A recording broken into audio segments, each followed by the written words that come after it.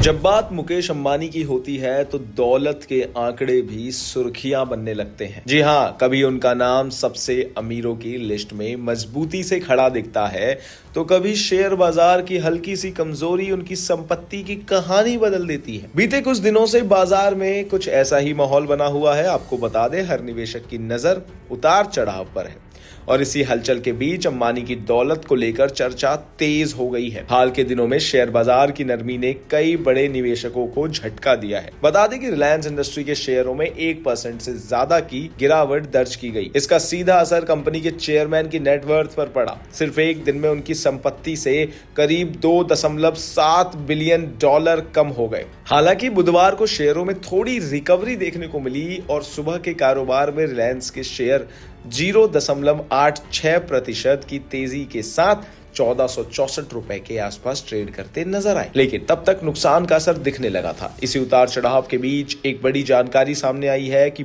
भारत और एशिया के सबसे अमीर व्यक्ति मुकेश अंबानी अब 100 बिलियन डॉलर के क्लब से बाहर हो गए हैं। जी हां, ब्लूमबर्ग बिलियनर्स इंडेक्स के मुताबिक उनकी मौजूदा नेटवर्थ 99.6 बिलियन डॉलर रह गई है। यानी महज कुछ अंकों का फर्क है और एक ऐतिहासिक मुकाम हाथ से निकल गया। जी हाँ, हैरानी की बात तो यह है कि इस साल अब तक उनकी कुल संपत्ति में 8.12 बिलियन डॉलर की गिरावट आ चुकी है, जिसकी सबसे बड़ी वजह रिलायंस इंडस्ट्री के शेयर में हालिया कमजोरी मानी जा रही है। आपको बता दें, कंपनी के आंकड़े पर नजर डाले गए तो रिलायंस इंडस्ट्री का मौजूदा मार्केट कैप करीब 19.81 लाख करोड़ रुपए रह गया है। शेयरों का 52 वीक हाई लेवल 1611 रुपए रहा है और जबकि निचला स्तर 1115 रुपए तक चला गया था। बाजार की इस उठापटक ने साफ कर दिया कि शेयरों की चाल किस तरह सीधे मालिक की दौलत पर असर डालती है। नेटवर्थ में गिरावट के मामले में मुकेश अंबानी इस समय दुनिया के दूसरे सबसे बड़े लूजर बन गए हैं।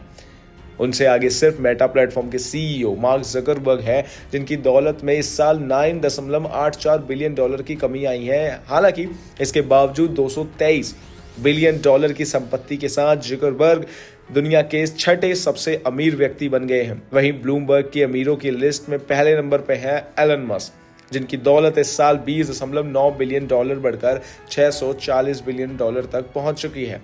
अब निवेशकों की नजर आगे की तस्वीर पर टिकी है। आपको बता दें, रिलायंस इंडस्ट्रीज के अक्टूबर-दिसंबर तिमाही नतीजे शुक्रवार 16 जनवरी को आने वाले हैं। उम्मीद है कि कंपनी के रेवेन्यू में पिछली तिमाही के मुकाबले करीब 1% की बढ़ोतरी हो सकती है। EBITDA 4.6% बढ़कर करीब 47,957 करोड़ रुपए और नेट प्रॉफिट 6% की बढ़त के साथ 19,271 करोड़ रुपए तक पहुंच सकता है। ऐसे में आने वाले नतीजे तय करेंगे कि अंबानी की दौलत की कहानी फिर से पलटती है या बाजार का यह दबाव कुछ और वक्त तक बना रहता है। इन तमाम जानकारियों के लिए बने रहिए हमारे साथ भारत एक्सप्रेस पर। धन्यवाद।